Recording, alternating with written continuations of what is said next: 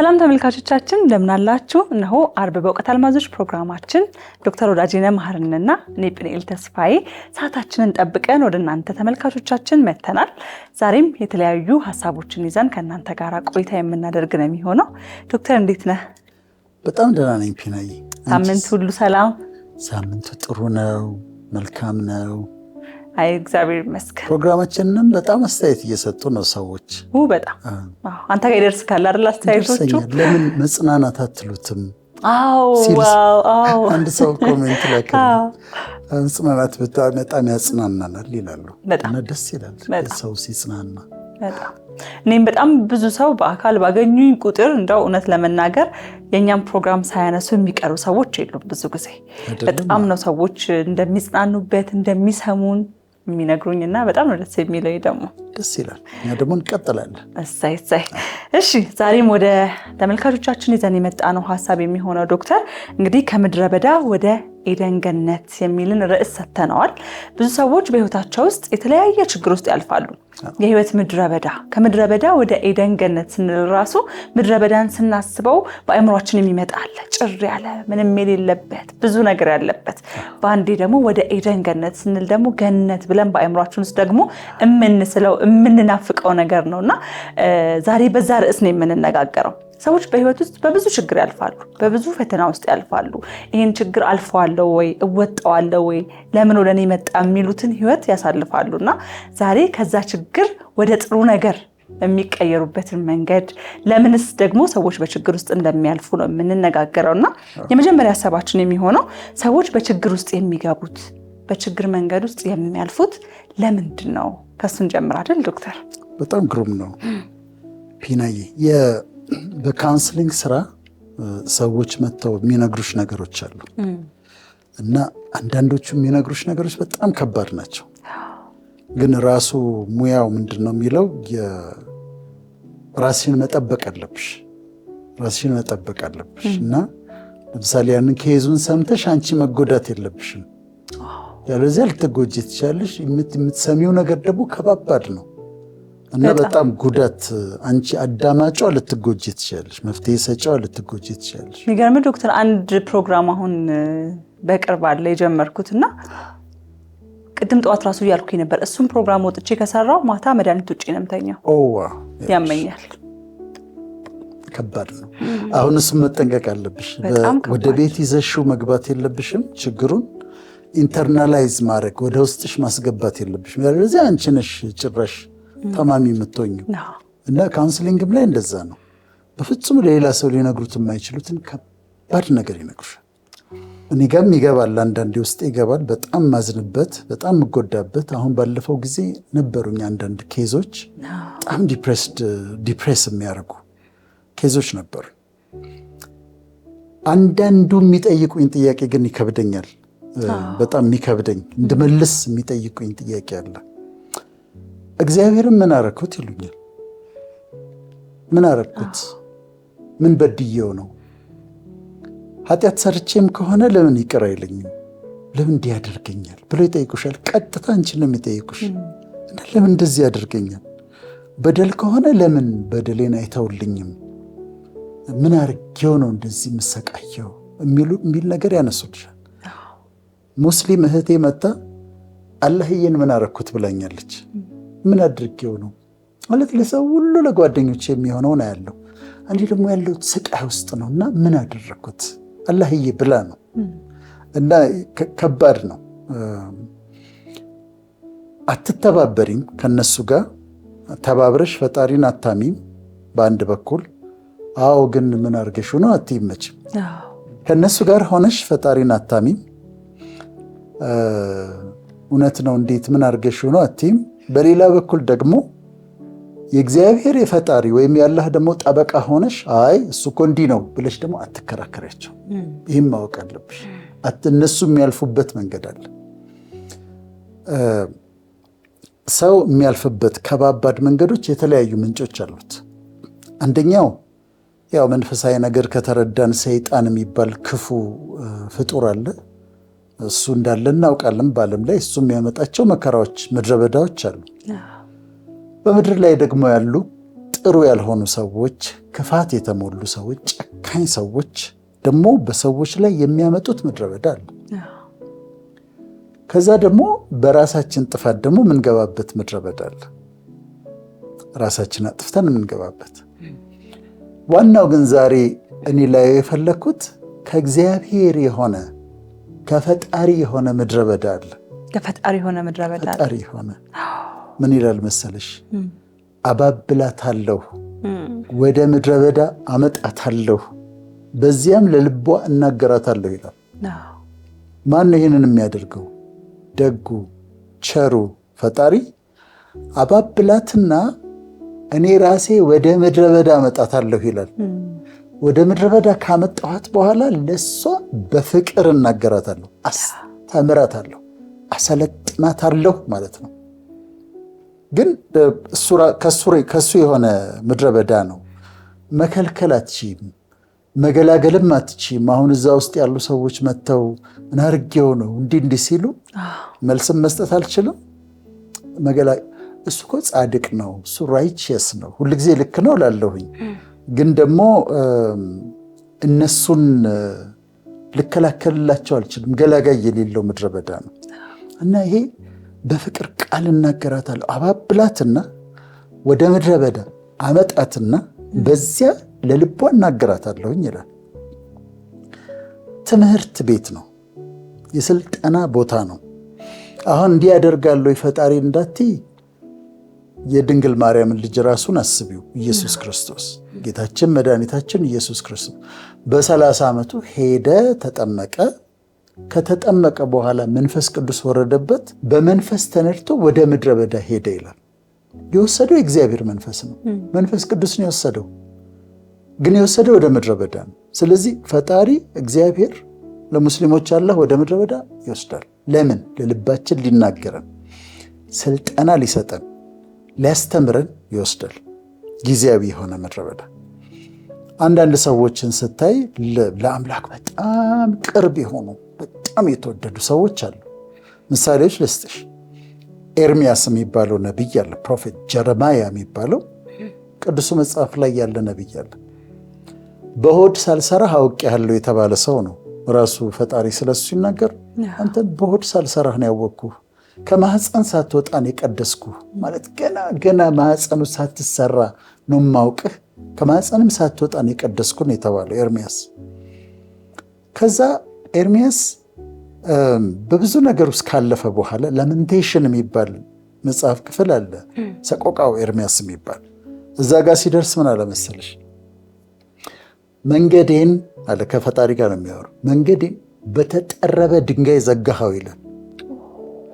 እንዳላልፍ መንገዴን በተጠረበ ድንጋይ ዘጋኸው፣ ደግሞ በዙሪያዬ ቅጥር ሰራህብኝ እንዳልወጣ። ከአምላኩ ጋር እየተነጋገረ ያለው ቆዳዬን አስረጀኸው፣ አጥንቴን ሰባበርከው ይለዋል። ቆዳዬን አስረጀህ፣ አጥንቴን ሰባበርከው፣ የቁጣ በትር አረፈብኝ፣ ቀኑን ሙሉ ማላገጫ ሆንኩኝ፣ መሳቂያ ሆንኩኝ ይላል። አሁን ኤርሚያስና ጀረማያና አምላኩ ናቸው የሚነጋገሩት። ምን እያለው ነው? መንገዴን በተጠረበ ድንጋይ ዘግተህብኛል፣ ዙሪያዬን አጥር አድርገህብኛል። ልክ ሰዎች መጥተው እኔ ጋ እንደሚጠይቁኝ ጥያቄ ማለት ነው። ቆዳዬን አስረጅተሃል፣ አጥንቴን ሰባብረሃል፣ መሳቂያ መሳለቂያ አድርገኸኛል ይለዋል። በሁለቱ መካከል መግባት አትችልም ማለት ከኤርሚያስ የበለጠ ልቀርብ አልችልም። እኔ እዛ ጋር መካከል ልገባ አልችልም። ሁለቱ ናቸው የሚጨርሱት። ግን እንዲህ አይነት የምሬት ነገር ሲናገር ትሰሚዋለሽ። ኧረ እሱ እግዚአብሔር እኮ እንደዚያ አያደርግም ብለው ኤርሚያስን አበስበታለሁ። ለፈጣሪ ጠበቃ ሆኜ አይ እሱ እኮ እንዲያደርግ ልለው አልችልም። ኤርሚያስን ደግሞ ልክ ነህ፣ የደረሰብህ እኮ ከባድ ነው ልለውም አልችልም። ስለዚህ ገላጋይ የሌለበት ነው። ምድረ በዳ ውስጥ ነበር፣ እሷን ስልጠና ውስጥ ነበር ማለት ነው። የባሰ ምሳሌ ልንገርሽ። ሙሴ ወይም ሙሳ በጣም ቅርብ ነው ለፈጣሪ ማለት ፊት ለፊት ነው ያወራው። እንደሱ ፊት ለፊት ያወራ ሰው የለም። እንደ ባልንጀራ ነው፣ እንደ ጓደኛ ነው ከእሱ ጋር የማወራው ብሏል ራሱ እግዚአብሔር። በዚህ ላይ እሱ ጋር ቆይቶ በእግዚአብሔር ፊት ቆይቶ ሲመለስ ፊቱ በጣም ስለሚያበራ ሻይን ስለሚያደርግ ህዝቡ መቋቋም ስለማይችሉ ያንን ብርሃን ቬል ማድረግ ነበረበት፣ በጨርቅ መሸፈን ነበረበት። ያን ያህል ቅርብ ናቸው። አንድ ቀን የራሱ እህት ተናግረው እንዴት ሙሴን ተናገራችሁ ብሎ ነው የተነሳ። እንዴት እሱን ትናገራላችሁ? ነቢይ በመካከላችሁ ቢኖር በእሱ እናገራችኋለሁ። ሙሴ ግን እንደሱ አይደለም፣ ፊት ለፊት እንደ ጓደኛ ነው የማናገረው፣ እንደ ባል ተብሎለታል። ሄደና ሙሴ አንድ ቦታ ላይ ሲደርስ ተመረረ። ህዝቡ ስጋ ስጠን አሉት። ከዛ ሙሴ ተነሳና በአምላኩ ፊት ቆመና ይሄንን ህዝብን ተሸከም የምትለኝ ይሄንን ህዝብን ጸነስኩት፣ ወለድኩት፣ እኔ ይሄንን ህዝብ መሸከም አለብኝ? አልችልም አለው። በማይቸስካንት አልችልም። ይኸው ተሰብስበው ስጋ ስጠን እያሉ ነው። በጣም ከብዶኛል። እንደዚህ ከምታረግብኝ በፊትህ ሞገስ አግኝቼ ከሆነ ግደለኝ አለው። አሁን የደረሰበትን ምሬት ደረጃ ተመልከች። በቃ ግደለኝ፣ እንደው ከወደድከኝ ግደለኝ፣ አልችልም ምን ያለ። ካሁን በኋላ አስቸጋሪ ነበር የሚመራው ህዝብ፣ አልችልም አለ። አሁን በሙሴና በአምላኩ መካከል መግባት አትችይም። በቃ እዛው ነው ሪዞልቭ የሚያደርጉት እንጂ አዎ ልክ ነህም ልትይው አትችይም። አንድ እንደዚህ እንዴት እሱ እንዲህ ትለዋለህ ብለሽም ደግሞ ጠበቃ ለመሆን አትሞክሪም፣ አይቻልም። ኢዮብን ደግሞ ሰጂ። ኢዮብ ደግሞ he lost everything፣ በሬዎቹን፣ አህዮቹን፣ በጎቹን፣ ንብረቱን፣ ከዛ ልጆቹን አጣ። ከዛ ወደቀና በአምላኩ ፊት ወደቀና ራቁቴን ወደዚህ ምድር መጥቻለሁ፣ ራቁቴን እሄዳለሁ። እግዚአብሔር ሰጠ፣ እግዚአብሔር ነሳ፣ የእግዚአብሔር ስም የተባረከ ይሁን አለ። በጣም ጥሩ፣ በጣም ደስ ይላል። 13ኛው ምዕራፍ ላይ ስትደርሽ ምን ይላል መሰለሽ? እንዲህ እኔ እኮ የደረቀ ቅጠል ነኝ ይላል ኢዮብ። የደረቀ ቅጠል ታሳድዳለህ? እኔ እኮ ማረበ የደረቀ ቅጠል እኮ ነኝ። እንዴት እኔን ታሳደኛለህ? ምን አርጌህ ነው ማለት ጀመረ። ፊትን ለምን ሰውር? እንደ ጠላትህን የቆጠርከኝ ይለዋል። እንደ ጠላት ቆጠርከኝ፣ እንደ ደረቅ ቅጠል የቆጠርከኝ፣ አሳደድከኝ፣ ኃጢአቴን ይቅር አላልከኝም እና ምን ያህል በደልና ኃጢአት ቢኖርብኝ ነው ብሎ አለ። በነገራችን ላይ አሁን ቤታቸው ተቀምጠው ይሄን ፕሮግራም የሚሰሙ እንደዚህ የሚሉ ሰዎች እንዳሉ ወቂ። በጣም የሚከራከሩ ከአምላካቸው ጋር እና እነሱ እንዴት አንድል ማድረግ እንዳለብሽ ማወቅ አለብሽ። መልእክቱም ለነሱ ነው። የመጨረሻ ሐና የህልቃና ሚስት ነች። ህልቃና ግን 2 ሚስት ነው ያለው፣ ሐናና ፍናና ደግሞ የምትባላለች። ፍናና ትወልዳለች፣ ሐና አትወልድም። ፍናና ደግማ ትወልዳለች፣ ሐና አትወልድም። 2 ሚስቶች ናቸው፣ አንድ አካባቢ ነው የሚኖሩት። አሁንም ፍናና ትወልዳለች፣ ሐና አትወልድም። አለመውለዷ ብቻ ሳይሆን ታበሳጫታለች። ያችኛው the other wife ትሰድባታለች፣ ታዋርዳታለች፣ ትስቅባታለች፣ በአሽሙር ትናገራታለች ሐናን እና ሐና መረር ብሏታል። ቤተ መቅደስ ትመጣና ትጸልያለች። ስትጸልይ ዝም ብላ ነው የምትጸልየው፣ ደግሞ ታለቅሳለች፣ እንባዋ ይፈሳል። አንዳንድ ጸሎት እኮ አስገራሚ ነው። እኔ አክሱም ሄጄ እናቶች የሚጸልዩትን ጸሎት ያየሁኝ ጊዜ እኔ እንደማልጸልይ ነው የገባኝ። እንዴት እንደሚወድቁ መሬት ላይ፣ እንዴት እንደሚያለቅሱ፣ እንዴት እንደሚያነቡ። ደግሞ ለትግራይ ብቻ እንዳይመስልሽ የሚጸልዩት ለመላው ኢትዮጵያ ነው የሚጸልዩት፣ ወድቀው መሬት ላይ። ከዛ ደግሞ 11 ሰዓት ላይ ደግሞ ምህላ ይባልና ወጥተው ደግሞ በጣም ብዙ ሆነው ደግሞ ይጸልያሉ እና አስገራሚ ነው። አሁን ሐና መታ ቤተ መቅደሱ ስትጸልይ፣ እያለቀሰች ስትጸልይ፣ የዛ ጊዜ የነበረው ሃይ ፕሪስት ሊቀ ካህን ኤሊ ይባላል። አያትና አንቺ ግን እስከ መቼ ነው የምትሰክሪው አላት።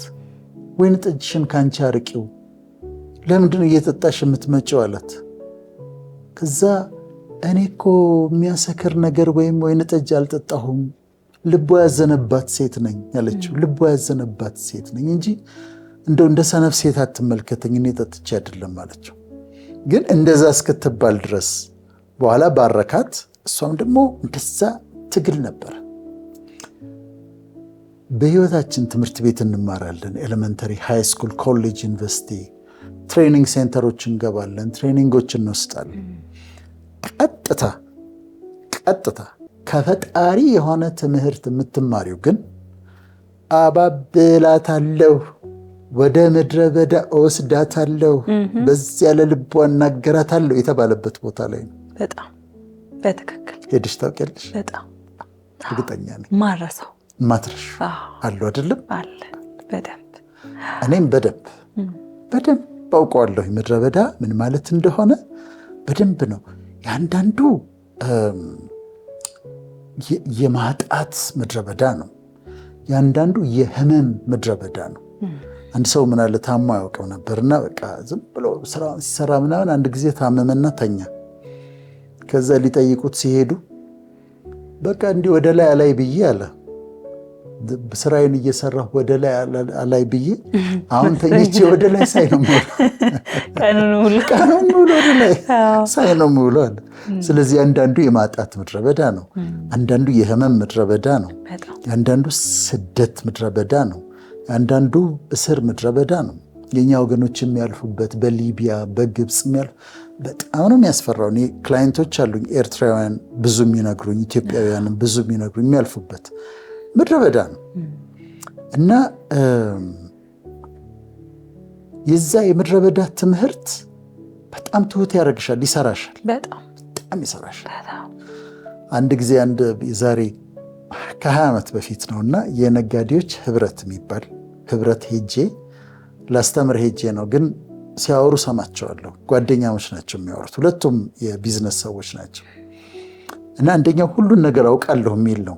ሁሉን ነገር ያውቃል፣ በሁሉ ነገር ላይ አስተያየት ይሰጣል። ቆመሽ ካስተማርሽ ከጨረሽ በኋላ መጥቶ አስተያየት ይሰጥሻል። እና እንደዛ አይነት ሰው ነው። ከዚህኛው ደግሞ የተረጋጋ ነው። እና ምን አለው ሰለሞን አለምሰገድ ይባላል። ይሄኛው በጣም አስተዋይ ሰው ነው። እና ምን አለው ያንተ ችግር እንደሆነ ታውቃለህ አለው። ምንድን ነው አለው። ገና ላውንድሪ አልገባህም አለው። አሁን እግዚአብሔር ላውንድሪ ያስገባህና በደንብ በድራይ ክሊኒንግ ትወጣለህ አለው። በህይወት ያረሰው እውነትም ለካ አሁን ሳስበው አሁን ሰሞኑን ይህን መልእክት እያሰብ አለው ላውንድሪ ግን የሚጠቅም ላውንድሪ ነው። ልብሶችን ላውንድሪ ልታስገቢ ስትወስጂ ያለውን ነገር አስቢ። ከዛ ይገባል፣ እዛ ማሽን ውስጥ ያስገቡታል፣ ሳሙና ይገባበታል፣ ይሽከረከራል። ከዛ ድራየር አለ ያደርቀዋል በሙቀት ወጥቶ ደግሞ ይተኮሳል። ሲወጣ ልብሱ ስታይ በጣም ያምራል፣ ቆንጆ ሽታ አለው፣ የተጨማደደ ነገር የለውም። ልብሶቹ ራሳቸው እንኳን ገባው የሚሉ ይመስለኛል አይደል? አንሶላው ምንም ገብቶ ሲወጣ ያለው ደስታ ቢናገሩ ልብሶች ደስተኞች ናቸው። እና አንዳንድ ጊዜ ያስገባናል ስናስቸግረው፣ ልክ ለልጁ እንዳለው ላውንድሪ ውስጥ ያስገባናል። ከዛ የሆነ የህይወት ላውንድሪ አሽቶ ደም ፈትጎ ከዛ ድራየር ውስጥ አስገብቶ አድርቆ ተተኩሰን ስንወጣ ጸባይ ያላቸው ሰዎች እንሆናል። እኔ ጸባይ ያስኩት በምድረ በዳው ነው። አሁን ያለው ዶክተር ወዳጄን የምታየው ምድረ በዳ ወስዶ እኔም እንደዛው ነኝ ወዳጄ፣ በእውነት እንደዛ በጣም ሁሌ የማወራው ነገር ነው። ከዛ በኋላ ነው እንደዚች አይነት ሴት የሆንኩት እንጂ ጭራሽ እንዲህ አልነበርኩ። የሚገርምሽ ያስታውቃል። አሁን አንቺ እንደ ዝናሽ እንደ ቁንጅናሽ ምናምን አይደለም ቢሄቭ የምታረጊው፣ እንደ እድሜሽም አይደለም። እድሜሽ ትንሽ ነው፣ ግን ከእድሜሽ በላይ ነው አክት የምታረጊው። እቺ መብሰል ማቹሪቲ አለች አይደለም፣ በትምህርት አይመጣም። ውይ በጭራሽ አይመጣም። በትምህርት ምድረ በዳ አስተምሮሻል በደንብ እና ያስታውቃል። እና ላውንድሪ ውስጥም ገብቶ መውጣት አለ ለማለት ነው። አንዴ ላይ ይደጋገማል ነው አሁን ይሄ ነገር ወዳጅ፣ እንዴት ነው አንዴ ነው ወይስ እንደጋግመዋለን? ለብዙ ሰው አንዴ ሊሆን ይችላል፣ ግን ፕሮሞሽን ሲመጣ ልክ አንድ የህይወት ምዕራፍ ወደ ከፍታ ልትሄጂ ስትይ አንድ የምታልፊው ምድረ በዳ አለ። አጭርም ሊሆን ይችላል፣ ግን የምታልፊያት ነገር አለች። የምናገኘው ነገር ሲመጣ ከፊት ማለት ነው። አዎ፣ ወደ አዲስ ሹመት፣ ወደ አዲስ ኃላፊነት፣ ከሱ ዘንድ ወደሆነ ፕሮሞሽን፣ ወደ ህዝብ እንድታስተምሪ የሚፈቅድልሽ እንደዛው እስካለፈ በኋላ ነው። ከዛ ወደ አዲስ ነገር ሊያስገባ ሲል ደግሞ ትንሽ ልትመጣ ላይመጣም ግን ይችላል። ደስ የሚለው የገባንበት ቃል ነው። ምድረ በዳ አለ፣ ግን ማብቂያ አለው፣ የተሰመረ ማብቂያ አለው።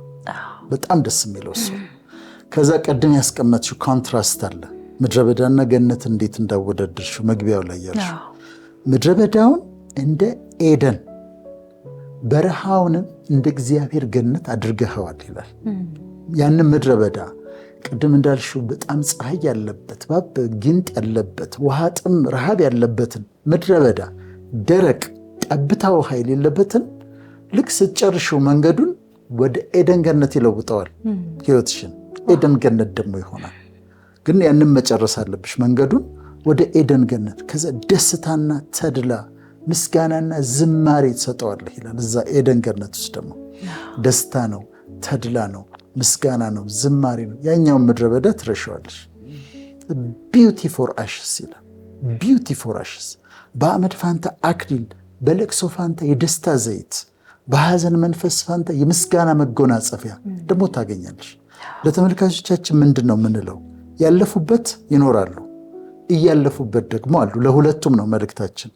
አልፈውበት ለወጡትም እንዲያስታውሱት እና አሁን የሚገጥማቸው እንዲያውቁ፣ በዛ ምድረ በዳ ውስጥ እያለፉ ደግሞ ያላሉት የሚጠብቃቸው አለ። ቢዩቲ ፎር አሽስ፣ በአመድ ፋንታ አክሊል አለ፣ በልቅሶ ፋንታ የደስታ ዘይት አለ፣ በሐዘን መንፈስ ፋንታ የምስጋና መጎናጸፊያ አለ። ምድረ በዳውን ወደ ኤደን እለውጣለሁ ብሏል። በረሃውን ወደ ገነት እለውጠዋለሁ ብሏል። ደስታና ተድላ ምስጋናና ዝማሬ ያለበት ቦታ አደርገዋለሁ ብሏል። እና እኔ በበኩሌ አንቺም እርግጠኛ ነኝ እኔ ስላለፍኳቸው ምድረ በዳዎች በጣም እግዚአብሔርን አመሰግናለሁ። ምክንያቱም አሁን ያለሁበትን ማንነት አይኖረኝም። በጣም እኔ አሁን ላይ ራሱ ወደኋላ ትመለሻለሽ እና በዛ መንገድ እለፊ ወይስ አትለፊ ተብሎ ምርጫ ቢሰጠኝ ልለፍ ነው የምለው። ልለፍ ነው የምትይው? በጣም ያስብላል። ምክንያቱም ሰርቶናል፣ ተሰርተንበታል። በጣም ላውንድሪውም ጥሩ ነው በጣም ምክንያቱም ላውንድሪውም ጥሩ ነው፣ ደስ ነው የሚለኝ። ምክንያቱም አሁን ያለኝ ማንነት አይኖርም ነበር። ምናልባት ትዕቢተኛ ሰው ልሆን እችል ነበር እና አሁን ያለኝ ማንነት በነዛ ስለሆነ እናመሰግናለን። እንግዲህ ምድረ በዳው ችግሩ ያልፋል ብለናል አይደለ? እያለፉ ላሉ ሰዎችም እንዲሁም ደግሞ ላለፉ ሰዎች ብለናል። እና እስኪ ከምድረ በዳው ካለፈን ከወጣን በኋላ ቅድም ከምድረ በዳ ወደ ገነት ብለናል አይደለ? ምንድን ነው የሚያጋጥመን ነገር? ልክ ምድረ በዳችን፣ ፈተናችን፣ ችግራችን አለቀ ስንል ምን ይሆናል? አንደኛ በምድረ በዳ ላለፉ ሰዎች ክልከላ ይነሳላቸዋል። በምድረ በዳ ካለፍሽ በኋላ ክልከላ ይነሳልሻል። አንስቶፐብል ትሆኛለሽ። ምንም ይላል መሰለሽ ያመችም እኔ ሊትሬቸሩንም ወደዋለሁ። የሚከለክልሽ የለምና እንደ አባይ ወንዝ በሀገርሽ ላይ ጎርፈሽ ለፊ የሚል ቃል። የሚከለክልሽ የለምና እንደ አባይ ወንዝ በምድርሽ ላይ ጎርፈሽ ለፊ። ጎርፍ እንዴት እንደሚያልፍ አስቢ። ጎርፍ ምን ይከለክለዋል? ምንም አይከለክለውም። በምድረ በዳ ከወጣሽ በኋላ ማንም አያቆምሽም። አንቺ ያለፍሽበት ምድረ በዳ አለ።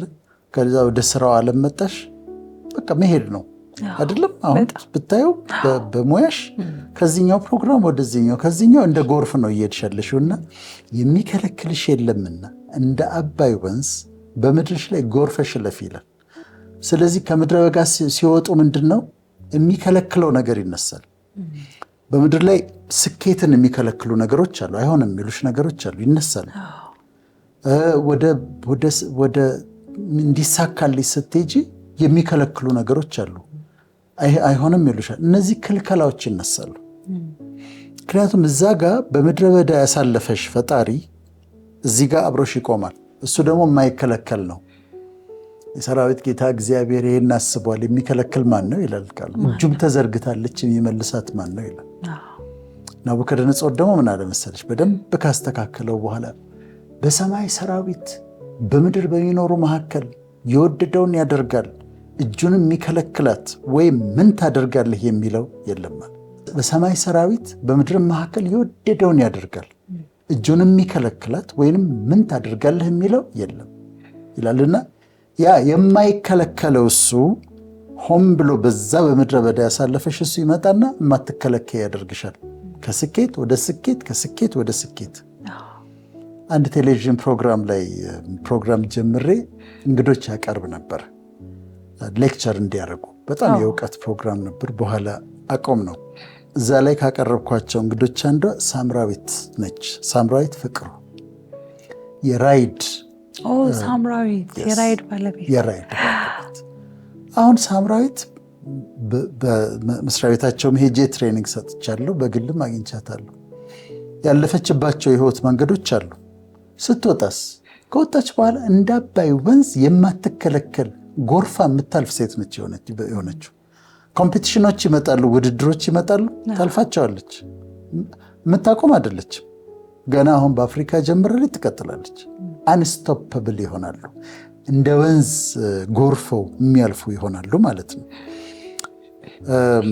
አቶ ሳሙኤል ታፈሰ የሰንሻይን ባለቤት የክብር ዶክተር ያለፉበትን ታሪክ በደንብ ነግረውናል። ማስቲካ እሸጥ ነበር ስቴዲየም ጋር፣ ከዛ ቆርቆሮ አሮጌ ቆርቆሮ አዲስ ነበረ፣ ከዛ ነግረውናል። ምድረ በዳቸውን በደንብ አድርገው ተርከውናል። አሁንስ የሚያቆማቸው የለም፣ ወንዝ ናቸው። ጎርፈው ነው እያለፉ ያሉት። ሰንሻይን እንደው አፓርትመንቶቹን ብቻ ብታይ እዛ ይሰራል፣ እዛ ይሰራል፣ ያልቃል። ተጀምሮ የሚቆም ነገር አታይም። ጎርፍ ነው የሆነላቸው እና እንደ ወንዝ ነው የሚሄዱት። በምድረ በዳ ስትወጪ ከልከላሽ እነሳና እንደ ወንዝ መጉረፍ ትጀምሪያለሽ ማለት ነው። ሁለተኛው ቃል ይገባልሻል። ከምድረ በዳ ስትወጪ ቃል ይገባልሻል። አታፍሪምና አትፍሪ፣ አትዋረጅምና አትደንግጭ። ይሄ ፕሮሚስ ነው። ምን ማለት ነው? አታፍሪም እኮ ማለት ከዚህ በፊት አፍራ ታውቃለች ማለት ነው። ይሆናል ብላ ሳይሆን ሲቀር፣ ይሳካል ብላ ሳይሳካ ሲቀር፣ እሄዳለሁ ብላ ሳትሄድ ስትቀር አፍራ ታውቃለች። ከዛ አሁን ግን ምን ይላታል? ካሁን በኋላ አትፍሪ፣ ምክንያቱም አታፍሪም ካሁን በኋላ አሼምድ አትሆኝም ነው የሚለው። አሼምድ አትሆኝም፣ አትዋረጅምና አትደንግጭ፣ ዲስግሬስድ አትሆኝም ካሁን በኋላ ነው የሚላት እና ከታለፈ በኋላ ኪዳን ይገባልሻል። አይ ካሁን በኋላ የለም ያ እዛ ጋ የገጠመሽ ያዘንሽበት መሳቂያውንሽበት የነበረው አንገት የደፋሽበት it's not going to happen ነው ይልሻል። እና ይሄ ቃል ኪዳን ነው። ስለዚህ ሁለተኛው ይሄ ነው ነጥባችን። ከምድረ በዳ ሲወጡ ከዛ ያ አንገት መድፋት ተመልሶ አይመጣም፣ ያ ውርደት ተመልሶ አይመጣም። ይህ እንደ ኖህ ውሃ ነው ብሏል እኮ። የኖህ ውሃ ተመልሶ መጥቶ ምድር እንደማያጠፋት ለአንቺ የገባውልሽ ቃል ኪዳን ይፈጸማል። ሶስተኛው ከወጣሽ በኋላ ከምድረ በዳው የምትደመጪ የምትሰሚ ትሆኛለሽ። የምትደመጪ ትሆኛለሽ ማለት የምትናገሪው ነገር ይጠቅማል፣ የሰው ልብ ውስጥ ይገባል፣ የሰዎችን ሕይወት ይለውጣል፣ ያጽናናል፣ ኮምፎርት ይሰጣል። አንድ ጊዜ እስራኤሎች ከግብፅ ሲወጡ መመሪያ ተሰጣቸው። በ14ተኛው ቀን ፋሲካን ታረጋላችሁ። አሁን ፓስኦቨር ይሉታል። ፋሲካን ታረጋላችሁ፣ በጉን ታርዳላችሁ፣ ጉበንና መቃኑን ለዛ ጊዜ ነው። አሁን ይሄኛውን አያረጉት፣ ትቀባላችሁ አላቸው። ከዛ በጉን ታርዱና ጥሬውን እንዳትበሉ አላቸው። የተሰጣቸው መመሪያ ነው። ጥሬውን እንዳትበሉ፣ የተቀቀለውንም እንዳትበሉ፣ በእሳት የተጠበሰውን ትበሉታላችሁ አላቸው። አሁን ተመልከቺ፣ ጥሬው አለ፣ የተቀቀለው አለ፣ እንዳትበሉ ብሏል እሱ። በመንፈሳዊ ትርጉሙ ስታየው በምድረ በዳ ያላለፉ ሰዎች መጥተው ሊነግሩን የሚሞክሩት ነገር ጥሬ ነው። የት አልፈህበት ነው የሚሆነው? መከራ ውስጥ አልፈሃል ወይ? ጠባሳህን እስቲ ያሳየኝ እና ጥሬ አትብሎ አለ። እሱ ነው ያለው። ቅቅሉ ደግሞ መሰለሽ በቃ ዝም ብሎ ውሃ ውስጥ ተመችቶት አይደል ያለው ስጋው። በቃ ዝም ብሎ ተመችቷቸው የላይፍ ስትራግላቸውን ሳይነግሩን፣ ምድረ በዳቸውን ሳይነግሩን በቃ አይ ቀላል ነው እኮ ነገሩ፣ ምንም ችግር የለውም የሚሉ ናቸው። እና እዛ ምድረ በዳ ውስጥ ያሉ ሰዎች እያዩ እንደውም ምናልባት እግዚአብሔርን ለማማረራቸው ምክንያት ሊሆኑ ይችላሉ። ለእነሱማ እንዲህ ታደርጋለህ፣ እኛ እንደዚህ ምን ሆነው እንጂ ይሄው ለሌሎቹማ የምታደርገው እናያለን። እሱኛው የተቀቀለ ነው እንዳትበሉት ብሏል። የሚበላው ምን አይነት ነው? በእሳት የተጠበሰው ትበለዋለህ፣ በእሳት እና በእሳት ውስጥ ካለፍሽ በኋላ ለህዝብ የሚጠቅም ነገር ይወጣሻል። ያለፍሽበትን መንገድ ትናገሪያለሽ፣ ታስተምሪበታለሽ። ተቸግረሽ እንደነበረ፣ ተርበሽ እንደነበረ አሁን ዛሬ እንዳደረግ ነው ትናገሪያለሽ። አሁን ደግሞ ያለሽበትን ደግሞ ትናገሪ። ያ ለህዝብ ይጠቅማል። እንደተቀቀለው ዝም ብሎ ኮምፈርት የምናወራቸው ከሆነ ግን አይጠቅምም። እና እንደዛ እንዳይሆን ማለት ነው። አንድ ጊዜ ስለዚህ አስተምሬ ስለ የተጠበሰው በመከራ እሳት ነው የሚል ትምህርት አስተምሬ ነበር ድሮ። እና ካስተማርኩኝ በኋላ አንዲት ሴት መጣችና ትምህርቱ በጣም ጥሩ ነው አለች፣ ግን አንተ አልፈህበታል አለች። እንዴት እንደሚከተፍ ትኩስ መጥበሻ ላይ እንዴት እንደሚጣድ ስጋ ወስዶ ሲደረግ ሲላል አይደለም ያመዋል። ከዛ ደግሞ ባንድ አይደለም ገልበጥ ይደረጋል። ስለዚህ በገንዘቡም በጤናውም ሰው የሚነሳብሻል። ገልበጥ ትበስያለሽ። ከዛ መብሰሉን ደግሞ ለማረጋገጥ በሹካ ይወጋ የለ እና ሹካ ይዘው የሚዞሩ ሰዎች አሉ። ይመጡና ይወጉሻል። ከበሰልሽ ዝም ነው የምትይው፣ ካልበሰልሽ ሪያክት ታደርጊያለሽ። ልክ ዝም ማለት ስትጀምሪ ሲወጉሽ በስልሻል። እና ባለሙያ ሴት እንኳን የበሰለውን ስጋ ታወጣዋለች እንጂ አታሳረውም። እግዚአብሔርም ሰውን አያሳርም፣ እንድንበስል ያደርጋል እንጂ አያሳርም ነበረ። ከዛ ያንን ጥያቄ ጠየቀችኝ። አንተ አልፈህበታል አለችኝ። ሬስቶራንት ስትሄጂ አልኳት፣ የተጠበሰው ስጋ ከማሽድ ፖቴቶ ድንች ተደርጎለት ወይም ቺፕስ ተደርጎለት ከስፒናች ከጎመን ጋር ምናምን ተደርጎ በነጭ ሸክላ ሳህን በጣም የምታምር ዌይትረስ ይዘው እንደዚህ ስትመጣ እንትኑን ታስቢያለሽ አልኳት። እዛ ኪችን ውስጥ የተሰቃየውን ስቃይ አላስብም አለች። እንደሱ ነው አልኳት። እንደውም መከራ ያሳምራል እኮ። የሚገርምሽ ነገር ችግሩ መከራ ውስጥ ስታልፊ ያምርብሻል እና አንቺ እንዲህ አምሮብሻል ግን ይሉሻል ሰዎች። እንደዛ ነው። እዛ የተከፈለውን ዋጋ ማንም አያውቅም አልኳት። አራተኛው በምድረ በዳ ካለፍሽ በኋላ ዋጋሽ በጣም ውድ ነው የሚሆነው። በጣም በቀላሉ የምትገኝ ሰው አትሆኝም። እንትኑ ዲግሪዎችሽ አይደሉም፣ መልክሽ አይደለም፣ ያለፍሽበት መንገድ ነው ውድ የሚያደርግሽ። የተከፈለው ዋጋ ፕሮሰሱ ነው ውድ የሚያደርገው። ይህንም ፕሮግራም ሲጀምር እኔ የእውቀት አልማዞች ነው ያልኩት። ዳይመንድስ ኦፍ ኖሌጅ ነው ፕሮግራማችን። በጣም ስለምወድ ነው ማለት ፕሮሰሱ ስለሚያስደስተኝ ነው።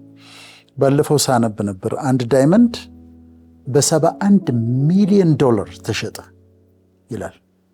አንድ ዳይመንድ $71 ሚሊዮን ተሸጠ ይላል። ዳይመንድ ያላቸው ሀገሮች ሀብታሞች ናቸው። ሳውዝ አፍሪካ፣ ላይቤሪያ፣ አይቮሪኮስ ግን ይዋጋሉ። ብለድ ዳይመንድ ነው የሚባለው። እንደውም በጣም እርስ በርስ ስለሚዋጉበት ብለድ ዳይመንድ ይባላል። በጣም ውድ ነው። ያ ውድ ነገር እንዲደረግ ግን መሰለሽ ውስጡ ያለው ካርበን ነው። አስተምሬዋለሁ ከዚህ ውስጥ ግን ባጭሩ ልድገመው። ውስጡ ያለው ካርበን ነው። ከሰልም ውስጥ ያለው ካርበን ነው። ዳይመንድም ውስጥ ያለው ካርበን ነው። ልዩነቱ ምንድን ነው? ከሰል አሁን ኮል የሚባለው ነገር ያለው ከላይ ነው የሚገኘው። ዳይመንድ የሚገኘው ከምድር በታች 500 ኪሎ ሜትር። ከዚህ ሐረር ርቀቱን አስቢና ያን ያህል ወደ ታች ነው። እዛ ነው የሚሰራው፣ ታች ወርዶ። ስለዚህ ዝቅ ማለት ይጠይቃል። 500 ኪሎ ሜትር ወደ ታች 1200 ዲግሪ ሴንቲግሬድ ይጠይቃል ሙቀቱ 1200 ዲግሪ። ከዛ ፕሬሸር ደግሞ እንዲህ ሞለኪሎችን የሚያቀራርብ ፕሬሸር ይፈልጋል። ለረዥም ጊዜ መቀመጥ አለበት። አይዲያሊ አንድ ከሰልን ወስደሽ ከምድር በታች 500 ኪሎ ሜትር ብታስቀምጨው 1200 ዲግሪ ሴንቲግሬድ ቃጠሎ ውስጥ ብታስቀምጨው በከፍተኛ ፕሬሸር ውስጥ ብታስቀምጨው ለረዥም ጊዜ ቢቆይ አልማዝ ይሆናል። አሁን አርቲፊሻል የሚሰሩበት HPHT የሚባል ፕሮሰስ አለ። ሃይ ፕሬሸር ሃይ ቴምፕሬቸር ማለት ነው። በከፍተኛ ሙቀት በከፍተኛ ፕሬሸር አድርገው እንደዛ ፕሮዲውስ የሚያደርጉበት መንገድ አለ። ግን በአብዛኛው ከዛ ነው የሚወጣው። ከዛ ቮልኬኖ ያፈነዳና ያወጣዋል። ሳውዝ አፍሪካ የተገኘው እንደዛ ነው። ሕፃን ልጅ ሲጫወት ጠጠር ነገር አገኘ። ሲያያት ተለየችበት። ለአባቱ አሳየው። ዳዲ ምንድን ነው ይሄ አለው። ወስዶ ሲያስመረምሩት ዳይመንድ ነው። ከዛስ ሜዳው ሲታይ ዳይመንድ አለ ለካ ቮልኬኖ አምጥቶ የረጨው። ከዛ ሳውዝ አፍሪካ ዳይመንድ ማውጣት ጀመረች። ከዛ ፖሊሽንግ ካቲንግ ምናምን የሚባል ፕሮሰስ አለው። ከዛ ውድ ነው፣ በጣም ውድ ነው፣ ዋጋ ውድ ነው። የዛ ጊዜ አስተምሬዋል። ጠንካራ ነው ዳይመንድ፣ በሌላ ዳይመንድ ካልሆነ ሌላ ዳይመንድ አይቆርጠውም። አሲድ ብታፈሽበት አይበላሽም። እሳት ቢቀጣጠል ወርቅ ይቀልጣል፣ ንብረት በሙሉ ይጠፋል፣ ዳይመንዱ ምንም አይሆንም። ከዛ በጣም ውድ ነው፣ በጣም ደግሞ ውድ ነው።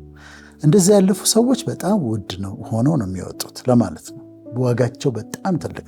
እኔ ፐርሰናሊ በመከራ ያለፉ ሰዎችን በጣም አከብራቸዋለሁ። ይህ እንትኑን አውቀዋለሁ፣ ፕሮሰሱን ስለማውቀው ዋጋቸው ትልቅ ነው። አምስተኛው በምድረ በዳ አልፈሽ ስትወጪ ለብዙዎች መድኃኒት ትሆኛለሽ።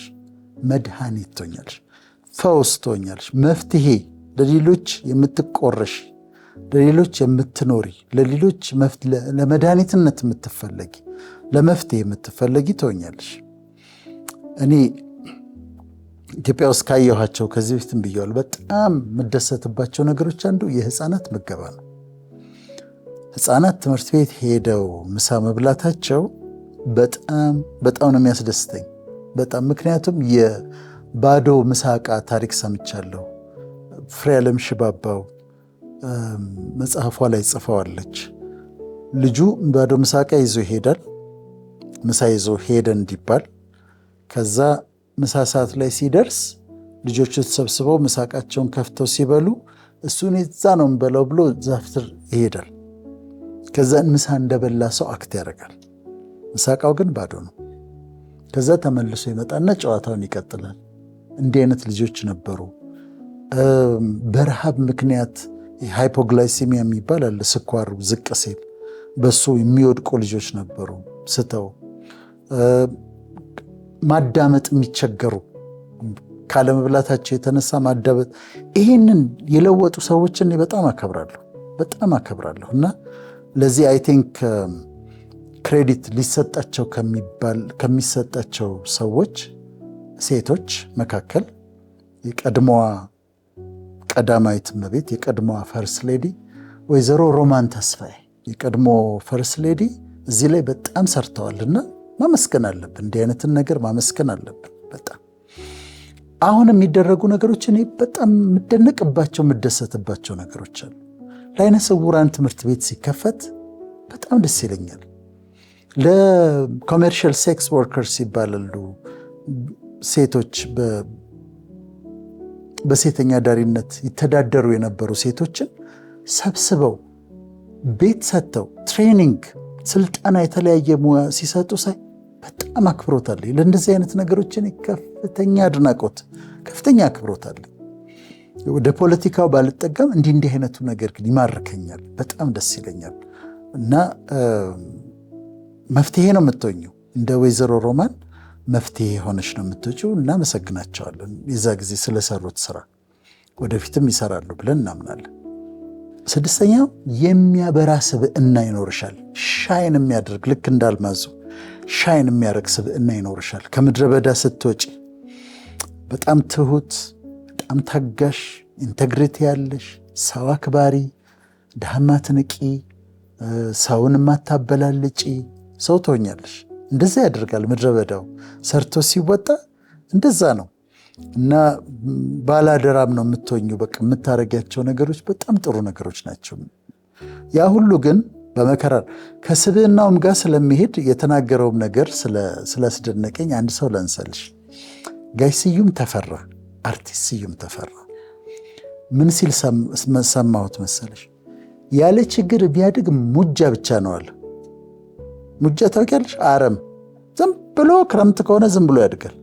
ያለ ችግር፣ ያለ ቁፋሮ፣ ያለ ድካም የሚያድግ ሙጃ ብቻ ነው አለ።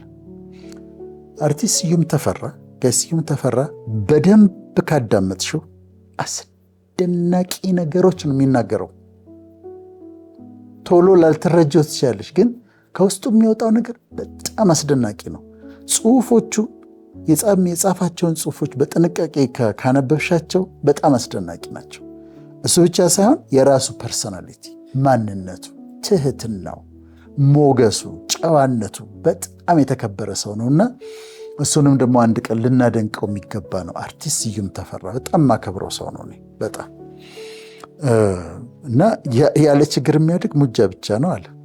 ሰሞኑን ደግሞ አንድ ሰው ቪዲዮ ላከልኝና እኔ እምባዬ ሩቅ ነው። በእኔ ተቃራኒ ማለት ነው። የኔ ደግሞ በጣም ቅርብ ነው። ያንቺ ቅርብ ነው፣ የኔ ሩቅ ነው። ልብ ያዝናል እንጂ እምባዬ እንደውም በቃ በሚያነቡ ሰዎች ያስቀኑኛል። እንደነ አርቲስት ደሳለኝ አይነቶቹ እና እንባቸው ቅርብ የሆነ እና ቪዲዮ ላኩልኝና የሆነ ሰው ላከልኝና ከፈትኩት እና ይኸውት ቲክታክ ላይ ነው ያለው። አንድ ልጅ ምንድነው የሚያደርገው? በጣም ችግረኛ ህፃናትን ባለጫማው ነው የሚባለው ልጁ።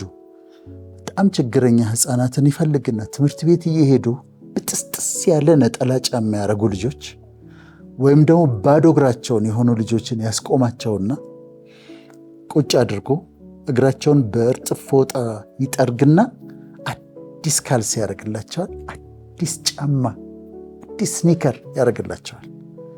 የልጆቹ ሪያክሽን ልጇን ትምህርት ቤት እያደረሰች ያለች እናት እንዴት እንደምትሆን በጣም አስደናቂ ነው። ይኸው ባለጫማው የሚባል ነው። እና እንዲህ አይነት ሰዎች ይመጣሉ ምድሪቱ ላይ በቃ ተስፋ እንዳንቆርጥ የሚያደርጉን በጣም ድንቅ ስራ ነው። እኔ ላበረታታው ፈልጋለሁ። ሳፖርትን መደረግ አለበትና ስታየው ነው የሚገባሽና እኔ አንደኛውን አይቼ ጫማውንም አደረገለት። ከዛ ስለ ምግብ ሲጠይቀው ቤት ውስጥ የለም ይበላል። ቁርስ ምን በላ ሲለው አልበላሁም አለው። ለምን ሲለው የለም ይበላል። እናትየም ስጠይቅ የሚበላ ነገር የለም። ከዛ ፈንድሬስ ያደረግላቸው ደግሞ እርዳታ ብሎ አይደለም የፍቅር ስጦታ ብሎ ነው የሚያደርግላቸውና እንዲህ አይነት ሰዎች ያስፈልጉናል። ህዝብ መካከል በጣም በጣም ህይወታችንን ያሳምሩታል፣ ብርሃን ይሆኑልን። ሰባተኛው ሌሎችን የምትረጂ ሳይሆን የምትረጂ አንደርስታንድ የምታረጊ ሰው ትሆኛለሽ። ሌሎችን አንደርስታንድ ታረጊያቸዋለሽ እና ዝም ብለሽ አይተሻቸው ዘንጦ ወጥቶ ግን በውስጥ በኩል የለበሰውን ማቅ ይታይሻል። ሐዘኑ ይገባሻል። ሽቅርቅር ሳቂታ ሆና የልቦ ሐዘን ይታይሻል። ሰዎችን የምትረጂ ትሆኛለሽ። በምድረ በዳ ካለፍሽ በኋላ በውስጥ በኩል የለበሱትን ማቅ ይታይሻል። እዚህ ጋር ደግሞ አንድ ሰው ማክበር እፈልጋለሁ። እቺ ሴት ማ ትባላለች መሰለሽ? ወይዘሮ ተናኘ ስዩም ትባላለች።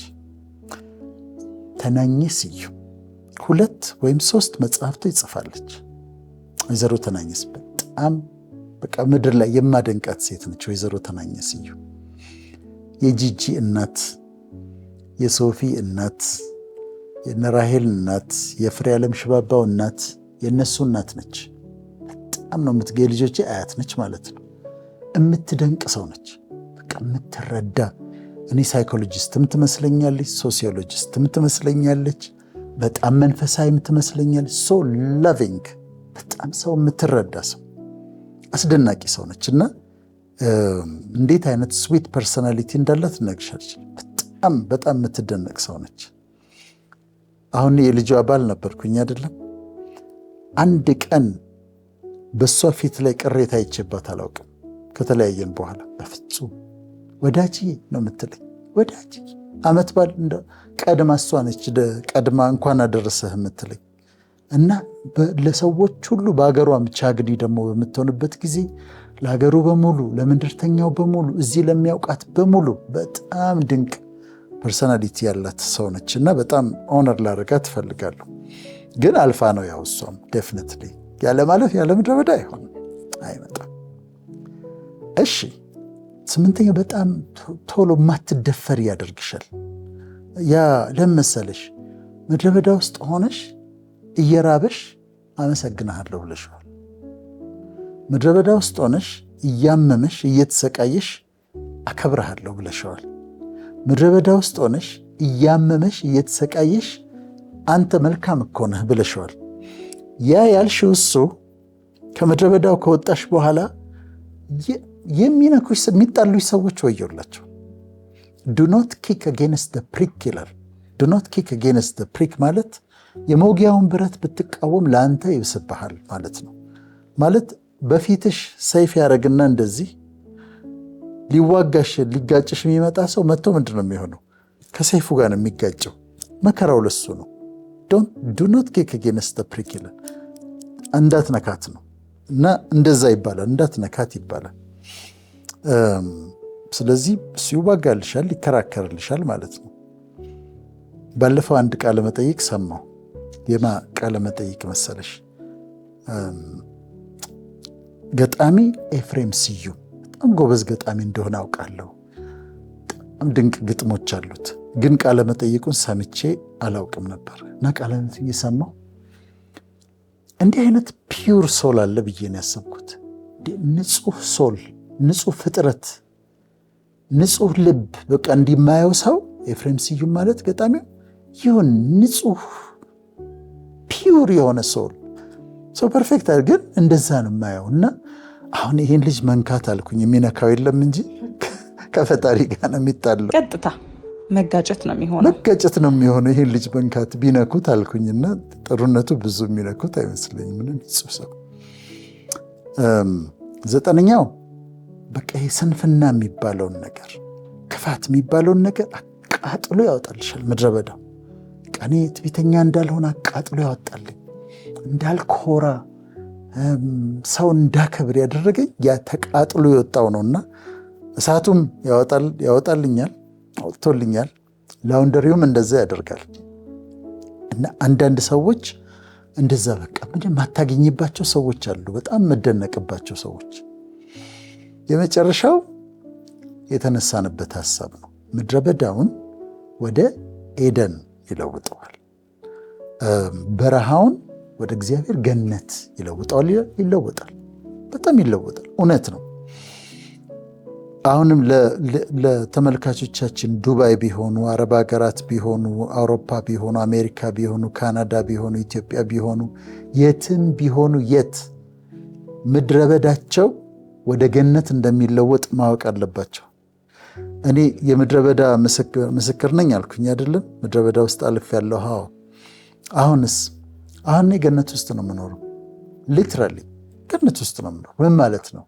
በጣም ሀብታም ሆንኩኝ ምናምን አይደለም፣ ግን እንደዚህ ታጥሮልኝ ነው የምኖረው። ሰላሜ ፈጽሞ ተጠብቆ ነው የምኖረው። ደስታ ተድላ ሆኖልኝ ነው የምኖረው። እና አለ ገነት። ገነት ማለት በጣም ሀብታም መሆን ማለት አይደለም። አጥር ያጥርልሻል። እዛ አጥርሽ ውስጥ ሰላም ይሰጥሻል፣ ደስታ ይሰጥሻል፣ እርካታ ይሰጥሻል፣ የሚያስፈልግሽን ነገር ያደርግልሻል። የሌሎች ሰዎች ፔን ያመኛል፣ ሀገራዊ ጉዳዮች ያሙኛል፣ የሌሎች ሀዘን አዝናለሁ። በግሌ ግን ሀዘን የለም፣ መከራ የለም፣ ምንም ነገር የለም በራሴ በግሌ ማለት ነው።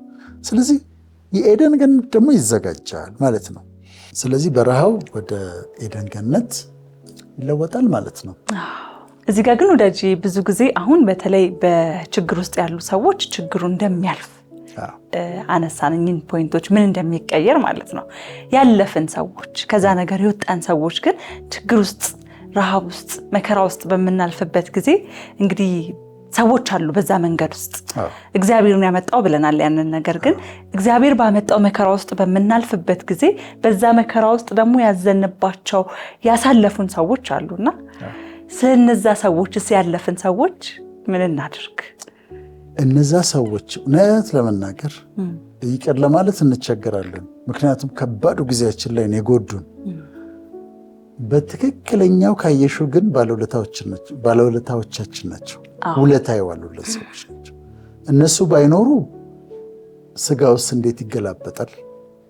እነሱ ባይኖሩ እንደ ህንፃም አስቢው። ህንፃ እኮ ሲሰራ እያንዳንዱ ድንጋይ ይጠረባል አይደል? ጠራቢዎች አሉ፣ የጠረቡን ሰዎች አሉ። እንደዚህ ይዘው በብረት የጠረቡን ሰዎች አሉ። እነሱ መጥፎ ማድረጋቸው ነው፣ ለእኛ ግን ጥሩ ነው የሆነው። ሲሚንቶ አብኩተው የመረጉብን ሰዎች አሉ፣ ግን ህንፃው እየተሰራ ነበረ። እና በደንብ በማስተዋል ካሰብሽ ይቅር ለማለት ይከብዳል፣ ግን ይቅር ማለት አለብን። እና እንደውም በደንብ ካሰብሽ ባለውለታዎቻችን ናቸው። እዚህ ጋር ለመድረሳችን ያለነሱ አይሆንም ነበር፣ ያለነሱ አይሆንም ነበር። እና እንደዛ ነው እንግዲህ ዛሬ ያወራነው ከእግዚአብሔር ስለሆነ ምድረ በዳ ነው። መግቢያችን ላይ እንዳልነው ከጠላት የሆነ ምድረ በዳ አለ፣ በክፉ ሰዎች የሚመጣብን ምድረ በዳ አለ፣ በእኛ ደግሞ ስህተት የሚመጣ ምድረ በዳ አለ። ይሄኛው ግን የእሱ የሆነው ግን ያስተምረናል፣ ያሰለጠነናል። ተመልካቾቻችን ምድረ በዳ ላይ ያሉ ተስፋ ይቁረጡ፣ ያልቃል ምድረ በዳው፣ ከዛ ኤደን ገነት ይመጣል። ምድረ በዳ ደግሞ ጨርሰው የወጡ ደግሞ የሚጠብቃቸውን ነገር የከበሩ ናቸው፣ ውድ ናቸው።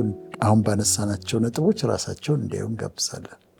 መልካም እንግዲህ በጣም ትልቅን መልእክት ተመልካቾቻችን ወደ እናንተ ይዘን መተናል። እናንተም ደግሞ ከኛ ጋር ቁጭ ብላችሁ ለነበራችሁ ቆይታ እጅግ አድርገን እናመሰግናለን። ሰዓታችን ስላለቀ ሳምንት በሌላ ሀሳብ በሌላ ፕሮግራም የምንገናኝ ነው የሚሆነው። መልካም ሳምንት።